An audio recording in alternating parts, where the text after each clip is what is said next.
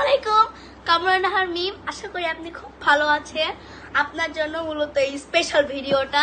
তো আমি আপনাকে একটা জুতো দেখিয়েছি। তো আমি আরো আরো দুটো জুতো কিনেছি। এই একটা জুতা দেখেছেন, এই দেখেন, দেখাও ক্যামেরাম্যান। আমার বোন জেলাস করতেছে যে তাকে একটা জুতা কিনতে মানা করে, তাকে জুতা কিনতে মানা করে আমার মা, আর আমি কিনছি। এই দেখেন আরো একটা জুতা দেখেছেন। এই জুতাগুলা দামে কম, ভালো।